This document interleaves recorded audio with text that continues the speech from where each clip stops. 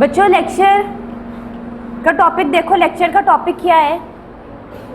Haemodynamic disorders. Pathology में आप लोगों को पता है डिसऑर्डर क्या है, ठीक है? क्या कैसे डिफाइन करोगे डिसऑर्डर को? अच्छा ठीक है जी, प्रिसाइज डेफिनेशन पढ़ना, दोबारा से लेक्चर रिवाइज करना। फिलहाल जो हम लोग पढ़ने जा रहे हैं हीमोडायनामिक डिसऑर्डर्स। आपको पता है जी डिसऑर्डर्स रिप्रेजेंट करते हैं आपके डिसफंक्शन को। ओके, हम लोगों ने डायनामिक्स की भी डेफिनेशन पढ़ी थी कि जी मैकेनिक्स की ब्रांच है that basically deals with the motion और movement of the bodies. Dynamics means motion, motion को रिप्रेजेंट कर रहा है। हीम इधर किसको रिप्रेजेंट कर रहा है, कौन से फ्लूइड को? ब्लड को। Hemodynamics, dynamics is representing the flow, movement, heme is representing the blood. So hemodynamics means blood के फ्लो से रिलेटेड जो डिसऑर्डर्स, जो डिसफंक्शंस आते हैं वो इस चैप्टर के अंदर हम पढ़ने जा रहे हैं। ठीक है, आपका जो मेन टॉपिक डीपीटी में कोर्स आउटलाइन है दैट इज हीमोडायनामिक डिसऑर्डर्स। आप लोगों ने बच्चों बुक खोली रॉबिन बेसिक्स पैथोलॉजी, उसके अंदर जो आपको चैप्टर मिलेगा that are the haemodynamic disorders, thrombo embolism and shock. ये डिफरेंट टर्मिनोलॉजीज आपके इस पूरे कोर्स के अंदर आ गई हैं, इस पूरे चैप्टर के अंदर आ गई हैं। बुक है जी हम लोग पढ़ रहे हैं रॉबिन्स बेसिक पैथोलॉजी, उसके अंदर आपको ये चैप्टर नंबर 4 मिलेगा। इसका कंटेंट दिया हुआ है जिसके अंदर डिफरेंट जो डिजीजेज हैं ऑथर ने इसके अंदर डिस्कस की हैं। अब आपका जो बच्चों कोर्स बेसिकली आउटलाइन है हीमोडायनामिक डिसऑर्डर्स के अंदर हम लोगों ने वो कुछ प्रिसाइज डिसफंक्शंस को हम स्टडी करने जा रहे हैं। अब हमने जी सबसे पहले देख लेते हैं हीमोडायनामिक की डेफिनेशन क्या है। बुक के अंदर नहीं है क्योंकि एक अंडरस्टूड बात है, आप लोग इंट्रो ले चुके हैं तो आपको पता है। अभी हमने डिस्कस किया हीमोडायनामिक्स मीन्स आपके ब्लड के फ्लो के डिसऑर्डर्स, डिसफंक्शंस को स्टडी को हम कहते हैं haemodynamic disorder study. And haemodynamic just representing the flow of the blood. Okay, ये बच्चों इसकी डेफिनेशन है। अब जी आपका कोर्स कंटेंट क्या है जो आपने पढ़ना है इस चैप्टर, इस अपने चैप्टर के अंदर। सबसे पहले आप पढ़ने जाएंगे इसके अंदर एडीमा, देन सेकंड हेडिंग कौन सी आ रही है? Hyperemia congestion, then hemorrhage, hemorrhage के बाद thrombosis, embolism, infarction and the shock condition. ये पढ़ने जा रहे हैं। थोड़ा सा आज के लेक्चर में बच्चों एडीमा तो डेफिनेटली हम लोगों ने पढ़ना है, इसको पढ़ेंगे। थोड़ा सा जिक्र आएगा थ्रोम्बोसिस का, एम्बोलिज्म का, थ्रोम्बस और की थोड़ी डेफिनेशन जस्ट डिस्कस करेंगे, लेकिन आगे जाके सारा डिटेल में इसको पढ़ेंगे। सो बेसिकली आपका जो कोर्स कंटेंट है इस चैप्टर का वो ये है जी, ये सारे फैक्टर्स हैं, डिसऑर्डर्स हैं, डिजीज़ हैं जो आप लोगों ने पढ़नी है। आज के लेक्चर में हम पढ़ने जा रहे हैं एडीमा। ठीक है, क्या ज़हन में आता है एडीमा है क्या?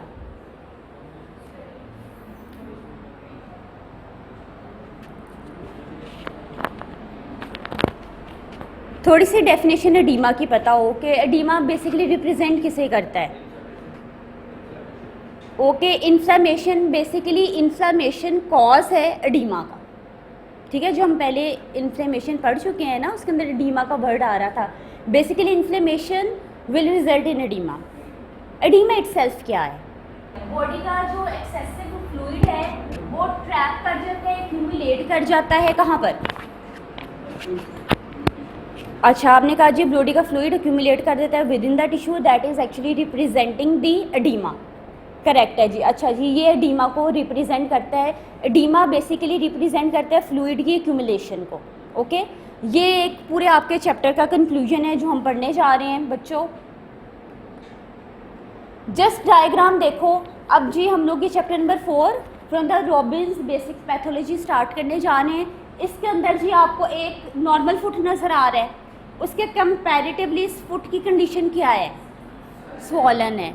ठीक है, अच्छा जी, अब ये बच्चों आपके पास डायग्राम है। चैप्टर नंबर 4 में हम लोग एडीमा पढ़ने जा रहे हैं। इस एडीमा के अंदर बच्चों आपको नॉर्मल फुट नज़र आ रहा है, दूसरी तरफ स्वॉलन फुट नज़र आ रहा है। अच्छा, आपको पता चल गया जी प्रॉबेबली जो स्वेल कर गया है फ्लूइड एक्यूमुलेशन की वजह से कर गया है। तो आपको अक्सर ऐसी डायग्राम्स इस चैप्टर के अंदर बच्चों नज़र आएंगी। अब देखो इसके अंदर एक एडीमा के डिफरेंट टाइप्स है। रॉबिन्स बेसिक्स पैथोलॉजी में ऑथर ने टाइप्स को भी इस चैप्टर के अंदर डिस्कस नहीं किया, लेकिन एक दो नाम आएंगे जिसको हम साथ साथ डिस्कस करते जाएंगे। देखो एडीमा की इधर एक मैंने टाइप कौन सी लिखी है पिक्चर में, पिटिंग एडीमा। क्या जहन में आता है पिटिंग एडीमा क्या है? एक हिंट ले लो जी। फॉर एग्जांपल फुट के अंदर स्वेलिंग है, इधर मैंने प्रेस किया, प्रेस करने से थोड़ा सा वो हिस्सा वो डाउनवर्ड मूव करेगी ना आपकी स्किन इस पर्टिकुलर एरिया से, फिर मैंने उठा लिया, ठीक है, तो उठाने के बाद यहाँ एक पिट बन गया, एक गड़ा बन गया, that is actually representing the pitting edema, ठीक है। कुछ मिलीमीटर आपकी स्किन नीचे गई, अब इसके अंदर भी ग्रेडिंग है, लेकिन हम उसे फिलहाल डिस्कस नहीं करें। एक जर्नल हम लोगों ने अक्सर आपको टर्म्स अक्सर अगर आप देखो ना एटलस वगैरह कोई देखो या फिर कोई क्वेश्चंस देखो इंटरनेट पे, तो उधर इसी तरह एक डायग्राम बनाई होगी, प्रेस फिंगर प्रेस करके दिखाया गया होगा कि अच्छा इधर डिप्रेशन आ गई है, पिट बन गई है, तो what type of edema is this? So the answer is the pitting edema, ठीक है। आपने प्रेस किया, आपने फोर्स डाली, फोर्स आपने जब रिमूव की, पिट बन गई मीन्स गढ़ा बन गया, that is representing the pitting oedema. Clear? So इधर बच्चों साइड में पिटिंग एडीमा की डेफिनेशन है, व्हेन अ स्वॉलन पार्ट यानी कि for example foot of your body has a dimple और a pit after you press it for a few seconds, then this is actually representing the pitting oedema. अब जी बच्चों हम लोग ने edema start करना है। आपके बुक में कुछ ऐसी टर्मिनोलॉजीज आ रही हैं जो हम लोगों ने इन्फ्लेमेशन के अंदर भी पढ़ी हैं, फिर आपके इसके अंदर फिजियोलॉजी के कॉन्सेप्ट्स आ रहे हैं। अब देखो जब हम अपना लेक्चर शुरू करने से पहले एक अपने बेस बना लेते हैं, अपना एक कॉन्सेप्ट बना लेते हैं। अब इस लेक्चर में क्या है जी, आगे आप जाओगे तो देखोगे ऑथर ने जिक्र किया है ऑनकोटिक प्रेशर का, हम लोगों ने पहले इसको डिस्कस किया। किसी को याद है oncotic pressure? That was because of the protein content था, ठीक है, इन्फ्लेमेशन में हमने ये डिस्कस किया था। देन ऑथर ने डिस्कस किया एक और प्रेशर का, ऑनकोटिक प्रेशर के साथ कौन सा प्रेशर हम लोगों ने डिस्कस किया था? हाइड्रोस्टैटिक प्रेशर हम लोगों ने डिस्कस किया था। इन दो प्रेशर का फिर अगेन जिक्र आएगा, जब तक आपको वो कॉन्सेप्ट क्लियर नहीं होगा आपको डीमा क्लियर नहीं होगा, तो ये चीज़ हम लोग रिवाइज करेंगे। देन आपके ऑथर ने डिस्कस किया आगे जाके जी कार्डियक आउटपुट कम हो गया, कार्डियक आउटपुट कम होने की वजह से एडीमा हो गया। अब ये चीज़ ये कॉन्सेप्ट तो उसी को पता चलेगा ना जिसे हार्ट की थोड़ी सी फिजियोलॉजी याद है, जिसे याद है जी हार्ट के चैम्बर्स कितने हैं, कहाँ से कार्डियक आउटपुट बेसिकली कौन से चैम्बर से ब्लड के आउटपुट को रिप्रेजेंट एक्चुअली कर रहा है, तो ये चीज़ें हम थोड़ी सी आज के लेक्चर में रिवाइज कर लेंगे। अभी तक क्लियर है यहाँ तक? जस्ट ये एक डायग्राम देखो। अब इस डायग्राम में ऑथर ने क्या रिप्रेजेंट किया, गूगल की डायग्राम है, बुक की डायग्राम नहीं है, कि जी हम लोग डेली वाटर इनटेक करते कैसे हैं, डेली वाटर आपकी बॉडी में आता कैसे है, उसके बाद जो वाटर एक्सक्रीट कैसे होता है। जस्ट डायग्राम को देखे बगैर मुझे बताओ डेली वाटर इनटेक कैसे होती है? फूड से होती है ना, ड्रिंक करते हैं, पानी से होती है, फूड में वाटर मॉलिक्यूल्स हैं, फूड से आ गई। सो बेसिकली इसमें जी आपके ऑथर ने रिप्रेजेंट किए हैं दो चीज़ें, एक water input, here this side is representing the water input, और यहाँ वाटर आउटपुट एक्सक्रीशन को रिप्रेजेंट कर रहा है कि वाटर आपकी बॉडी से बेसिकली जाएगा कैसे। अब देखो वाटर इनपुट में देखो आप लोग वाटर कैसे लेते हैं, इंजेक्शन, ड्रिंकिंग की, लिक्विड आपकी बॉडी के अंदर गया, आपने फूड इनटेक किया, फूड से वाटर आपकी बॉडी के अंदर गया, देन जी आप लोगों की डाइजेशन पूरे डाइजेस्टिव सिस्टम में गया, वहाँ उसकी एब्जॉर्प्शन होगी वाटर मॉलिक्यूल्स की, और यहाँ पे ऑथर ने क्या रिप्रेजेंट किया, वाटर कहाँ पर आ रहा है आपके सर्कुलेशन में, आपकी ब्लड वेसल्स के अंदर आ रहा है। जी हमने इन्फ्लेमेशन में पढ़ा था कि अगर वाटर की लीकेज ज़्यादा हो जाएगी तो एडीमा होगा, ऐसे ही है ना। अच्छा दूसरी बात ये है बच्चों कि आपके टिश्यू के कैटाबॉलिज्म से भी वाटर की जनरेशन होती है। अब ये टिश्यू मेटाबॉलिज्म क्या होगा, टिश्यू कैटाबॉलिज्म क्या होगा? मेटाबॉलिज्म को हम लोग यूजुअली क्लासीफाई करते हैं ना, किन दो टर्म्स में क्लासीफाई करते हैं? Catabolism and anabolism. इधर ऑथर ने लिखा है जी आपके टिश्यू में कैटाबॉलिज्म होगा जिसकी वजह से वाटर मॉलिक्यूल्स रिलीज करेंगे। अब जी व्हाट इज कैटाबॉलिज्म, इधर रिप्रेजेंट किया है breakdown, catabolism is breakdown of the larger molecules. ज़ाहिर है लार्जर मॉलिक्यूल्स की ब्रेकडाउन होगी तो वाटर मॉलिक्यूल्स रिलीज होंगे, फिर यानी कि वो आपके सर्कुलेशन के अंदर जाएंगे। सो टिश्यू की कैटाबॉलिज्म से वाटर की जनरेशन होती है, प्रोडक्शन होती है। और दूसरी तरफ बच्चों आपके पास टर्म है कैटाबॉलिज्म के बाद एनाबॉलिज्म, जिसमें there is basically this synthesis. ठीक है, आपके जो लार्जर मॉलिक्यूल्स की सिंथेसिस हो रही है। फिलहाल जी आप ये कॉन्सेप्ट याद रखो, वाटर इनटेक कैसे हुआ आपकी बॉडी के अंदर। आपने फूड इनटेक की वजह से, वाटर की वजह से, फूड खाने की वजह से, इंजेक्शन की वजह से आपके टिश्यू में इटसेल्फ कौन सा प्रोसेस हो रहा है, कैटाबॉलिज्म या एनाबॉलिज्म।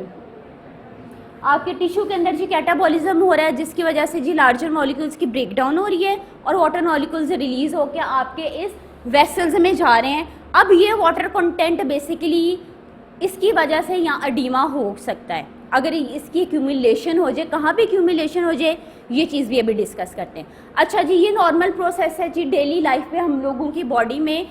इस तरह से हम लोग वाटर की इनपुट या इनटेक करते हैं, या इस तरह से वाटर मॉलिक्यूल्स जनरेट होते हैं।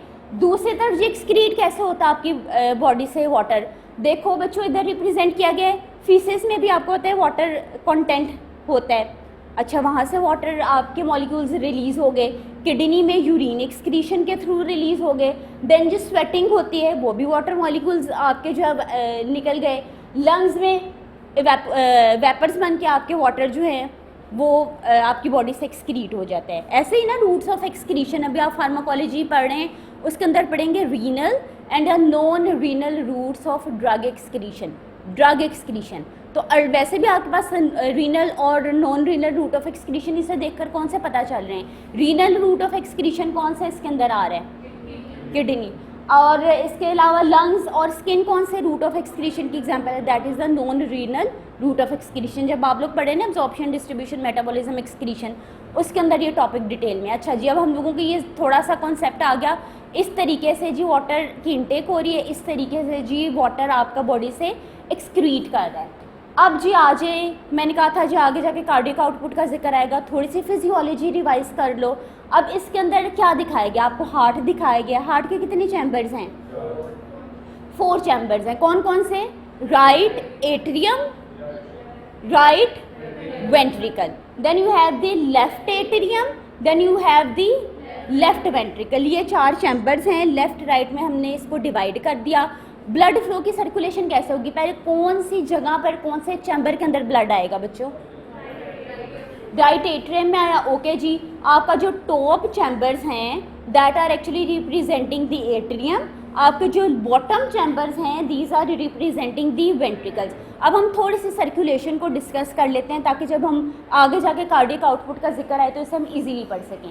बच्चों इसमें क्या है जी, आपका ब्लड सबसे पहले कौन से चैम्बर में रिसीव होगा, that will be in the right atrium. Right atrium में कहाँ से आएगा, डेफिनेटली वेन्स से, सारे टिश्यूज से होने के बाद आएगा ना, डीऑक्सीजनेटेड ब्लड आएगा। ओके जी, वेन्स से आपका सारा ब्लड आ गया आपके राइट एट्रियम के अंदर। अब राइट एट्रियम से कहाँ जाएगा, कैसे, अब देखो। ओके जी, यहाँ पर आ गया आपके राइट वेंट्रिकल पे। अब राइट वेंट्रिकल से देखो कहाँ पे जा रहा है, पल्मोनरी आर्टरी पे। अगर ये पल्मोनरी आर्टरी की तरफ जा रहे हो तब कौन से ऑर्गन में जाएगा, लंग्स में जाएगा। लंग्स से क्या कैरी करेगा, ऑक्सीजन। अब आपका ब्लड ऑक्सीजनेटेड हो गया। आपका डीऑक्सीजनेटेड ब्लड आपकी वेन्स के थ्रू आया था राइट एट्रियम में, वहाँ से जी जनाबे वाला मूव कर गया राइट वेंट्रिकल में। राइट वेंट्रिकल में आया जब आपके ब्लड को ऑक्सीजन चाहिए, पल्मोनरी आर्टरी में जाएगा, लंग की तरफ जाएगा, वहाँ से ऑक्सीजन कैरी करेगा। अच्छा जी, उसने वहाँ से ऑक्सीजन कैरी कर ली। अब कहाँ पर जाएगा आपका ये ब्लड, अब यहाँ से बेसिकली बच्चों आपका ब्लड कहाँ पर आ गया, लेफ्ट एट्रियम में आ गया।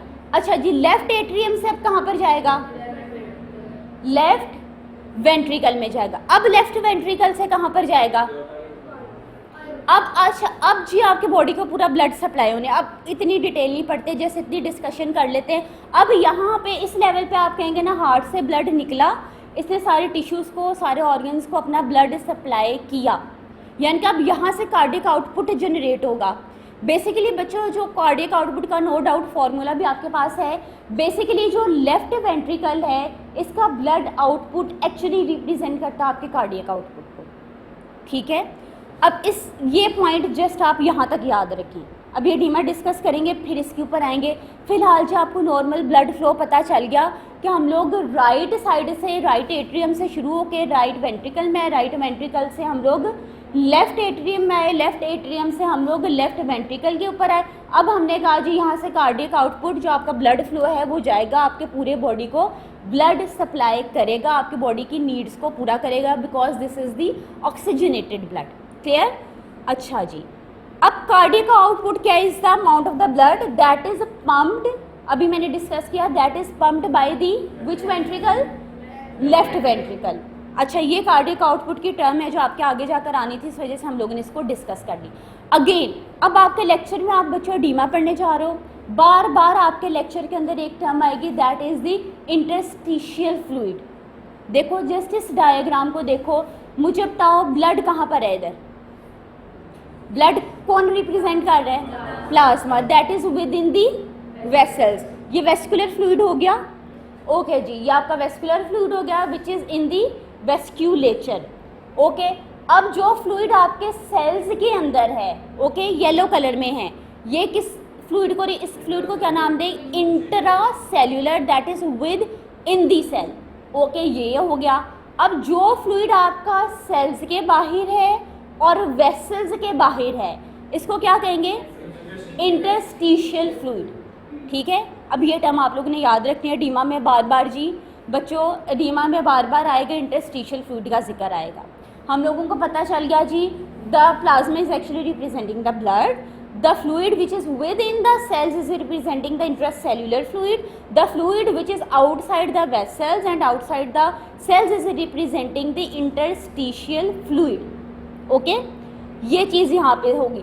अगर मैं अब आपसे कहती हूँ मुझे बताएं जी एक्स्ट्रा सेल्यूलर फ्लूइड क्या है, एक्स्ट्रा सेल्यूलर फ्लूइड, अच्छा खाली इंटरस्टिशियल आएगा। हम लोग बच्चों बॉडी के फ्लूइड कंपार्टमेंट्स को दो डिवीजन्स के अंदर डिवाइड करते हैं, ठीक है। आपका बॉडी फ्लूइड ये आप लोगों की उसके अंदर है, अभी आप फार्माकोलॉजी पढ़ रहे हैं ना, उसके अंदर है आपके फ्लूइड कंपार्टमेंट्स हैं, सेम ये वही लाइन मैंने वहाँ से कॉपी की है। आपका बॉडी फ्लूइड हम दो मेन कंपार्टमेंट्स में डिवाइड करते हैं, ये आएगा वॉल्यूम ऑफ डिस्ट्रीब्यूशन के अंदर, ठीक है, उस हेडिंग के अंदर ये दिया गया है, intracellular fluid and the extra cellular fluid. अब आप जब फार्माकोलॉजी में वॉल्यूम ऑफ डिस्ट्रीब्यूशन देखोगे ना, सेम लाइंस आएंगे और डायग्राम भी वही है जो मैं आगे जाके डाल दूँ। अच्छा, लिपिन कोड के 8th एडिशन में से मैंने ये लाइंस ली हैं टोटल। अब आपके लिपिन कोड में आपको ऑथर क्या कहते हैं, हर सब्जेक्ट बच्चों रिलेटेड है, उसमें आपको ऑथर कहते हैं आपकी बॉडी के अंदर विद इन योर बॉडी आपके पास वाटर है, कितना वाटर है, that is 42 litres of the water, जिसमें से जो 2/3 आपका फ्लूइड है that is within where intracellular fluid, जो कि आपके सेल्स के अंदर मौजूद है, ठीक है। अब जी आपने अपनी जब लिपिन कोड खोली उसके अंदर आपको ये एक डायग्राम मिली बच्चों, ठीक है, उसके अंदर ये आपका ऑथर आपके बॉडी फ्लूइड्स को रिप्रेजेंट कर रहे हैं। ऑथर क्या कह रहे हैं इसके अंदर जी, आपने पढ़ा प्लाज्मा पढ़ा, इंटरस्टिशियल फ्लूइड, या फिर आपने वॉल्यूम पढ़ा, देन आपने इंट्रासेल्यूलर फ्लूइड पढ़ा। आपको मैंने पूछा कि what is the intracellular fluid, आपने कहा जो सेल्स के अंदर है, plasma is representing the blood, ठीक है, इंट्रावेस्कुलर वो रिप्रेजेंट कर रहा है, इंटरस्टिशियल फ्लूइड आपने कह दिया जी that is outside the vessels and outside the cells, वो फ्लूइड इंटरस्टिशियल फ्लूइड है। अब मैंने जो आपकी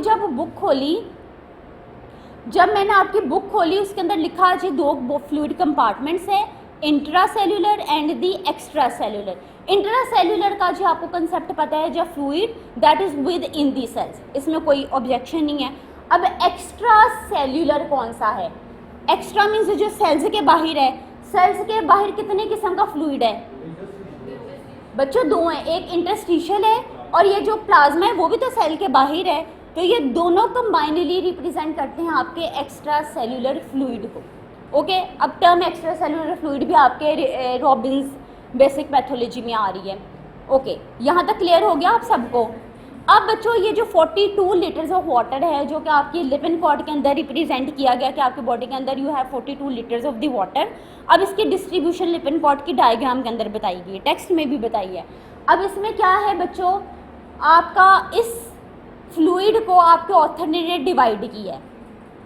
कैसे डिवाइड किया है, देखो इंट्रा सेलुलर वॉल्यूम आपके पास कितना है इधर 28 लीटर्स, ओके। उसके कंपैरेटिवली एक्स्ट्रा सेलुलर कितना है 14 लीटर्स। इन दोनों को प्लस करो क्या टर्म आती है 42 लीटर जो कि टोटल बॉडी फ्लूइड है आपके बॉडी के अंदर। इंट्रा और एक्स्ट्रा सेलुलर को जब हमने प्लस किया, अब डिवीजन रहेगी हमारे एक्स्ट्रा सेलुलर फ्लूइड की, क्योंकि वो आपके सेल के बाहर के फ्लूइड को भी रिप्रेजेंट कर रहे हैं और साथ ही आपके फेसल्स के फ्लूइड को भी रिप्रेजेंट कर रहे हैं। इस 14 लीटर में से, इस 14 लीटर्स में से आपका बच्चा जो 10 लीटर्स है that is the interstitial fluid, और इसमें से just 4 litre is the plasma. अच्छा, कई बुक्स के अंदर 5 लीटर्स भी मेंशन है, ठीक है।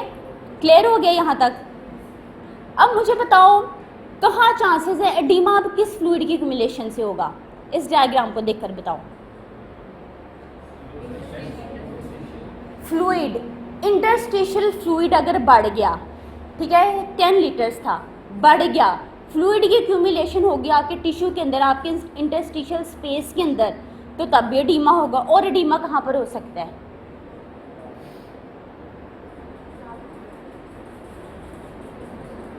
प्लाज्मा बच्चों, plasma that is within the vessels. Vessels से फ्लूइड लीक करेगा, लीक करके आपके इंटरस्टिशियल फ्लूइड में आ जाएगा, जिसकी वजह से यहाँ का वॉल्यूम बढ़ जाएगा और एडिमा के चांसेस हैं। और एडिमा क्या cells within the cells आपको फ्लूइड एक्यूमुलेट कर सकता है, पढ़ा है ना अक्सर जगह आपने।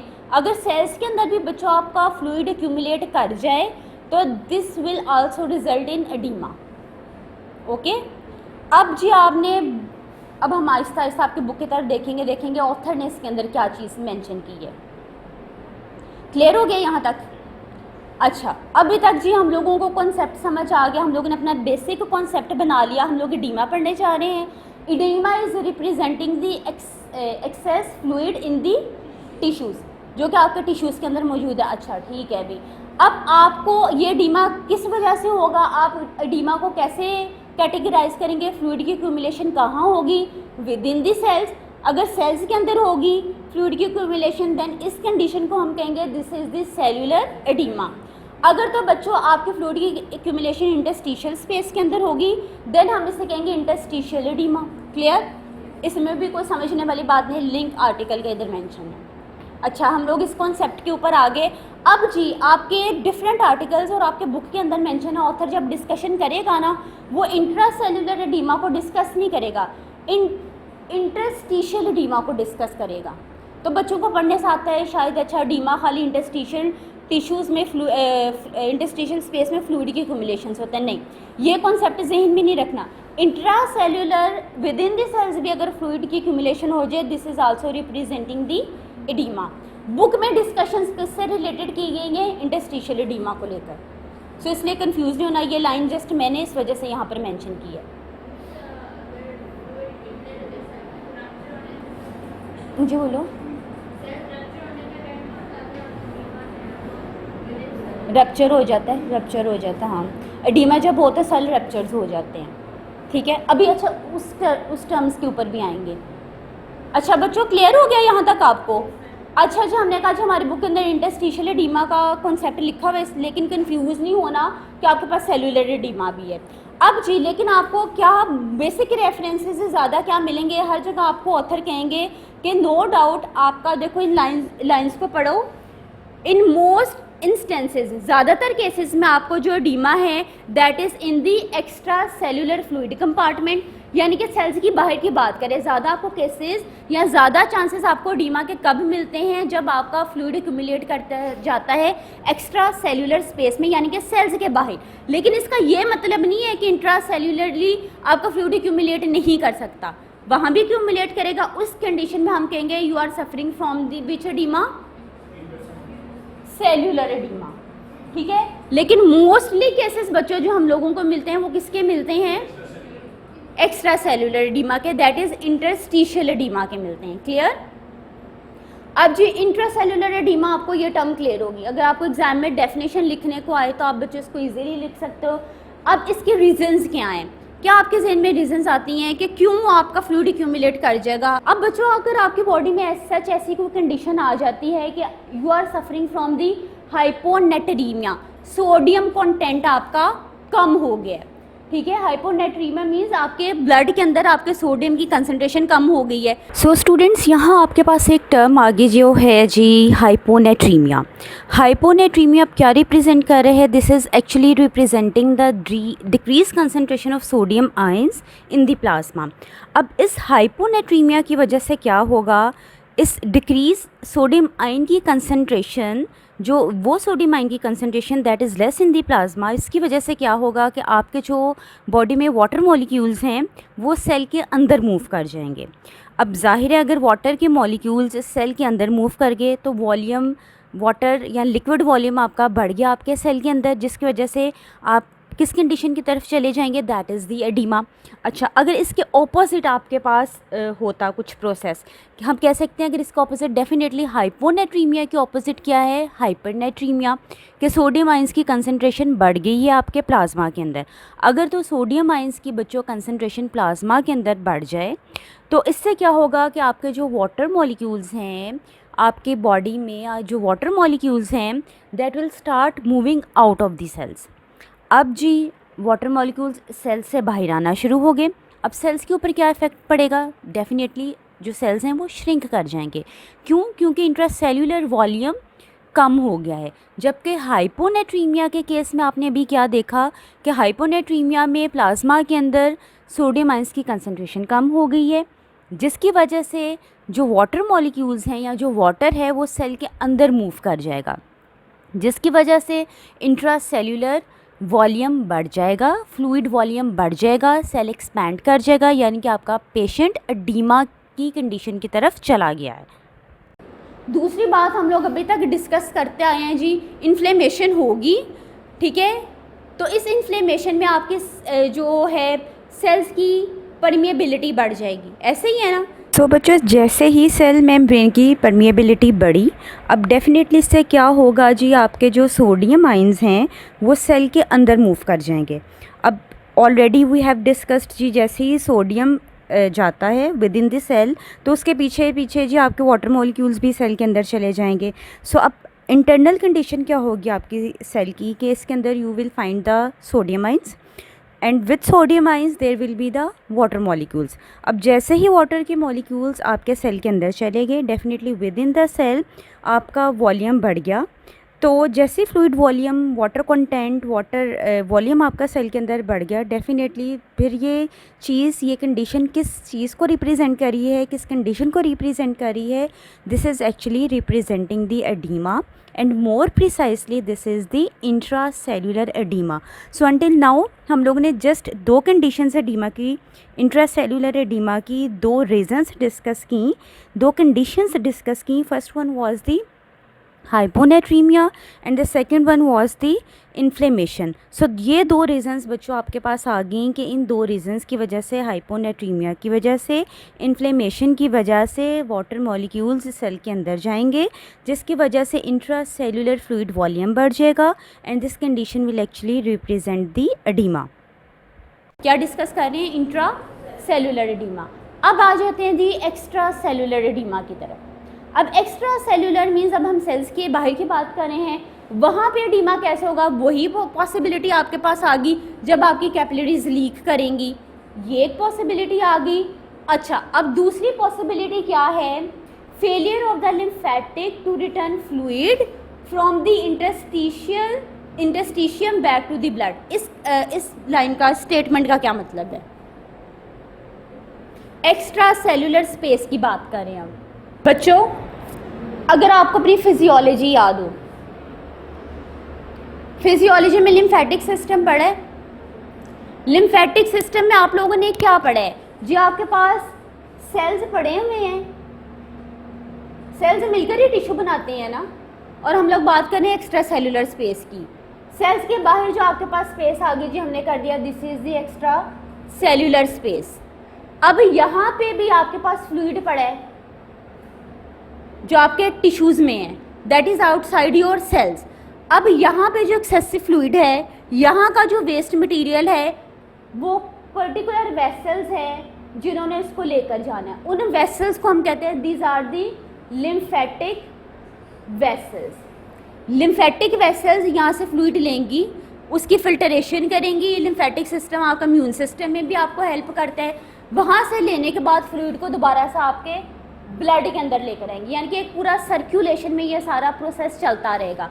अगर तो मेरा ये लिम्फेटिक सिस्टम में कोई प्रॉब्लम आ जाए, ये शट डाउन हो जाए, तो क्या अब यहाँ से ये लिम्फेटिक वेसल्स मेरी फ्लूइड को उठाएंगी?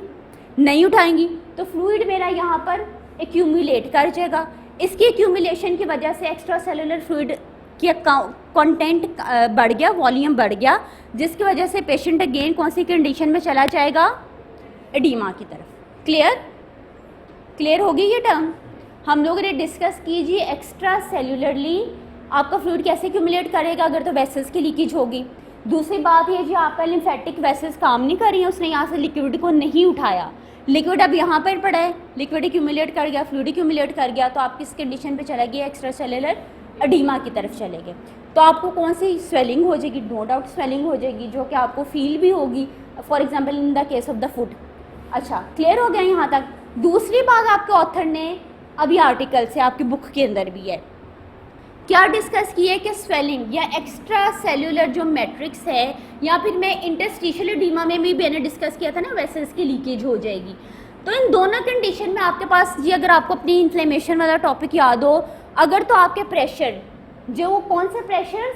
Hydrostatic pressure and oncotic pressure, इसके अंदर किसी किस्म की कोई चेंजेस आती हैं तब भी आपके पास एडीमा के चांसेस हैं।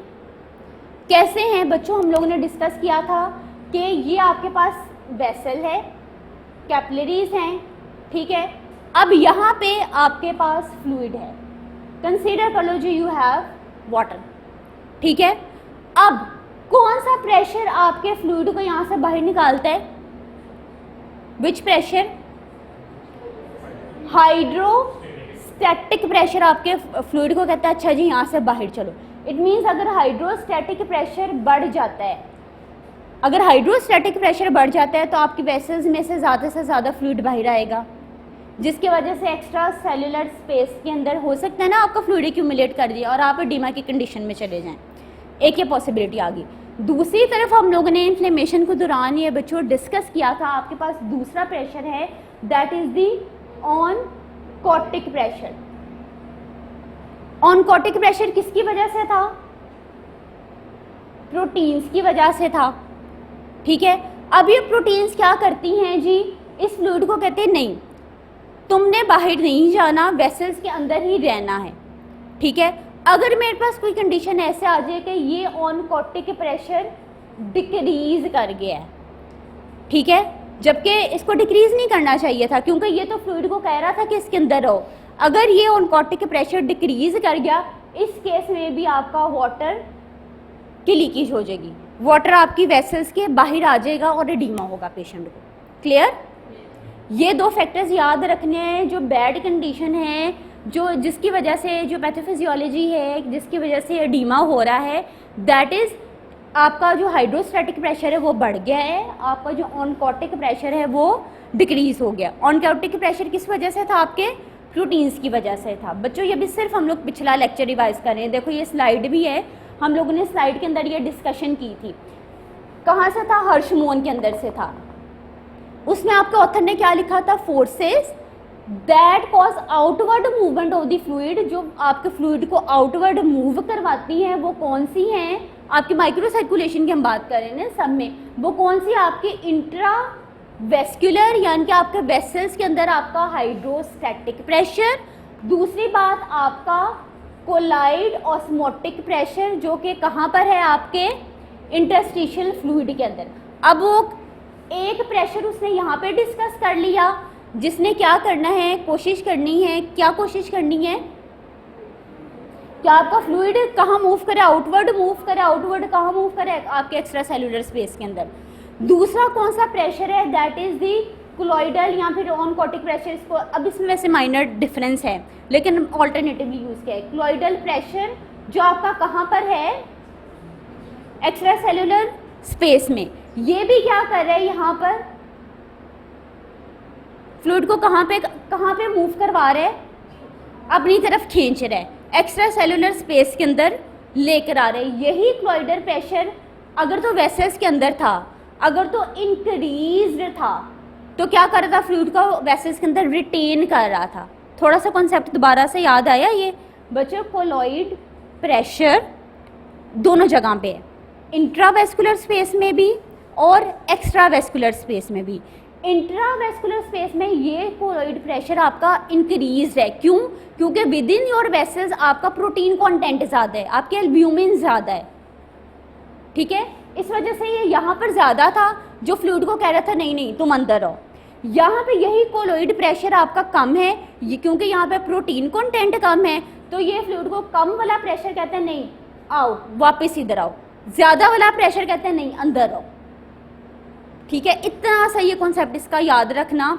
अच्छा, वैसे तो आपको कोलॉइड और ऑनकोटिक प्रेशर में वैसे डिफरेंसेस मिलेंगे, लेकिन जब ऑथर ने समझाते वक्त ना ऑल्टरनेटिवली टर्म इधर यूज़ कर ली है। क्लियर?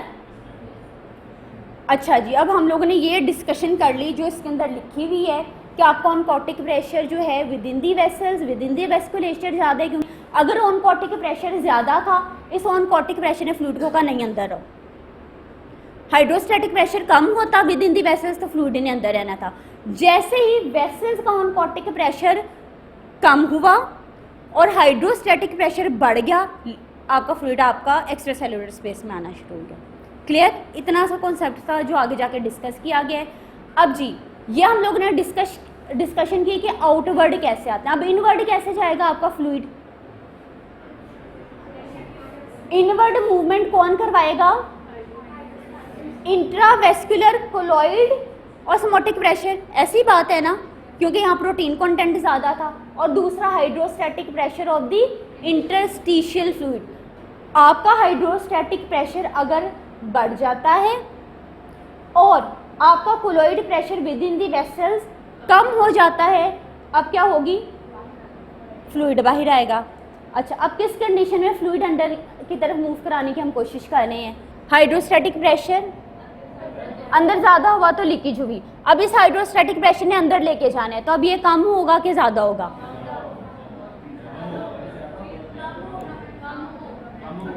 अब इसने अंदर मूव करवाना है, बाहर ज़्यादा होगा तो अंदर मूव करेगा। तो अब जैसे आपका फ्लूइड आपके इंटरस्टिशियम में आपकी एक्स्ट्रा सेलुलर स्पेस के अंदर आ गया, ठीक है। एक्स्ट्रा सेलुलर स्पेस में हम लोग इंटरस्टिशियम की बात करें।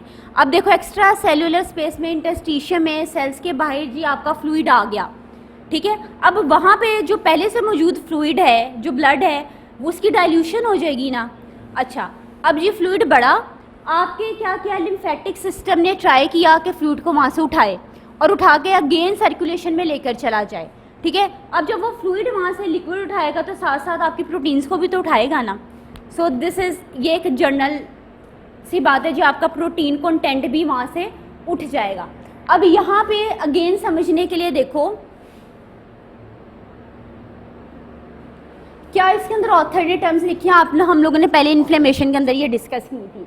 जैसे ही आपका fluid is left in the interstitial compartment is drained by the lymphatic system. ये आपका जी एक्स्ट्रा इंटरस्टिशियम में आया। दिस येलो इज रिप्रेजेंटिंग आपके बुक के अकॉर्डिंगली आपके लिम्फेटिक सिस्टम को रिप्रेजेंट करिए। इस लिम्फेटिक सिस्टम में एक्स्ट्रा फ्लूइड को उठाया, ओके, और उठाने के बाद कहाँ पे लेके गई आगे वाली स्लाइड्स में डिस्कस करेंगे, ताकि उठा लिया जी आप पेशेंट को एडीमा नहीं होगा। अगर आपके लिम्फेटिक सिस्टम में किसी किस्म का डिफेक्ट आ जाता है, डेफिनेटली आपका जो पेशेंट है he will suffer from the oedema. Okay, अब इस स्लाइड के अंदर अगेन आपके बुक की ही स्लाइड है, क्या लिखा हुआ है कि जब इन्फ्लेमेशन होती है, इन्फ्लेमेशन में आपके एंडोथीलियल लाइनिंग है वो इफेक्ट होती है, तो इस केस में भी आपका फ्लूइड लीक कर जाता है, जिसकी वजह से एडीमा के चांसेस होते हैं। अच्छा, एडीमा क्या इन्फ्लेमेटरी नॉन इन्फ्लेमेटरी एडीमा दोनों हो सकते हैं?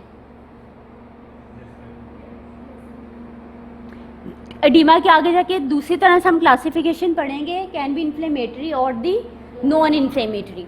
अच्छा, अब इस स्लाइड के अंदर ऑथर ने आपके बुक में क्या डिस्कस किया था कि इन्फ्लेम्ड टिश्यू है, उनकी लाइनिंग डिस्टर्ब हुई, गैप आ गए, लीकेज हुई, आपका जो सारा कंटेंट था कहाँ पर आ गया, इंट्रावेस्कुलर स्पेस से कहाँ पर आ गया, इंटरस्टिशियम में आ गया, एक्स्ट्रा वेस्कुलर स्पेस में आ गया, सेल्स के बाहर आ गया, लेकिन एक्स्ट्रा सेलुलर स्पेस में कहाँ की हम लोग अभी डिस्कशन करें, इंटरस्टिशियम में आ गया। ओके, अब जैसे ये हुआ आपका जो इंट्रावेस्कुलर कोलॉइड ऑस्मोटिक प्रेशर था वो डिक्रीज़ हो गया, प्रोटीन ना आपकी लीक कर गई ना सारी, आपका वहाँ का ऑनकोटिक प्रेशर डिक्रीज़ हो गया।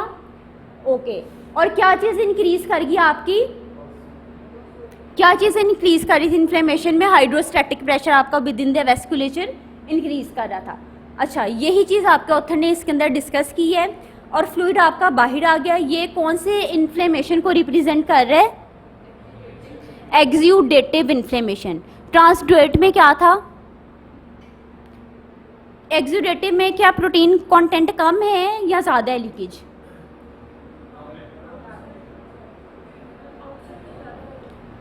आउटसाइड ज़्यादा होगी। इसके अंदर आपका ऑथर ने कहा बच्चों जब लीकेज हुई, इन्फ्लेमेशन हुई, विद इन दी वेस्कुलेचर आपका जो प्रोटीन कंटेंट था वो भी बाहर आ गया। ठीक है, अब ये जो आपको किस एडीमा को रिप्रेजेंट करे, that is representing the exudative inflammatory oedema. ठीक है, this is the inflammatory oedema. Okay, ये थी स्लाइड जो हम लोगों को, अगर आपको याद हो, डिस्कशन की थी हमने कि इसके अंदर जी हाइड्रोस्टैटिक प्रेशर क्या करता है, आपका फ्लूइड को बाहर लेकर आने की कोशिश करें। इसको हम दोबारा से रिवाइज नहीं कर रहे स्लाइड को, ये जस्ट एक कॉन्सेप्ट है, इसको एक दफ़ा गो थ्रू कर लो, फिर लेक्चर की तरफ चलते हैं।